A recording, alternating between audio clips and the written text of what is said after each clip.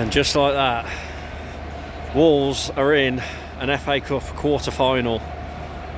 Unbelievable, so nervy, hanging on for the whole game it felt like. But before the game even kicked off, the FA Cup draw was made. So I don't know what to make about that. Doing the FA Cup draw before the game, I'm not a fan of it. But we found out if we could win tonight, we'd be playing Coventry at home. The draw of dreams, really, considering what's left. And my God, you can hear, I've come out early to do this video, you can hear I'm doing the fist pumps with Gary O'Neill. And the starting lineup came out before we even did the FA Cup draw. So there was a lot of changes. Santi Bueno was in for Dawson. Doherty was in for Semedo. Bellegarde was in. Tommy Doyle was back in. So people were kind of turning their nose up at the starting lineup, which I get.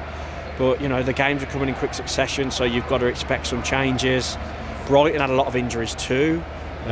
Most importantly, they didn't have Matoma, who absolutely destroyed us when they beat us 4-1 here back at Molineux at the beginning of the season in the Premier League. So, yeah, first attack of the game, Bellegarde down the left-hand side did absolutely brilliantly to get down the left, crossed it in. Their keeper Steele couldn't catch it. Ironically, he was made the bloody wet lettuce, not Steele, tonight with his catching, especially first 5 minutes. And the ball drops to Lamina, a bit of a, I don't know what happened, but he was on the floor and he kind of like scissor kicks it into the net, and you're like, yes, what a start, absolute dream start. And the first 10 minutes we were pretty decent, I thought. A few attacks, but then Brighton just took complete control. Let's be honest, they're a great team on the ball, they always have been. They pass it round the back. They did the same at the game at their ground when we drew 0-0. They did the same at the beginning of the season. They are amazing on the ball, there's no doubt about it. Even when they've got injuries, their second string team comes in, they're backup players, and they do the same. And we really struggled, let's be honest. For the majority of the first half after we scored, we were hanging on, it felt like. Lamina had one chance at one point, but most of it was all Brighton. They had a good header first half, they should have scored. And then at the beginning of the second half again, it was all Brighton again. It was just like biting your nails territory. Yeah, like really hanging on. But then the two substitutions were made. Sarabia and Neto came on for Lamina and Hwang, and I thought Hwang really struggled today. Like really struggled. He was pretty poor, if I'm honest. I thought he was poor against Sheffield United as well. He needs to get back up to speed. He was half decent at Spurs, but really struggled today. Neto had a really good chance. He makes the player, went through, tried to finish, they blocked it and couldn't get the follow-up. So we were trying on the counter, but not much was sticking. I thought Santi Bueno today as centre-half was absolutely fantastic in the heart of that defence. All the defenders had a lot of defending to do. Toto Gomez good, Kilman. Doherty had a good game, to be fair, winning a lot of headers.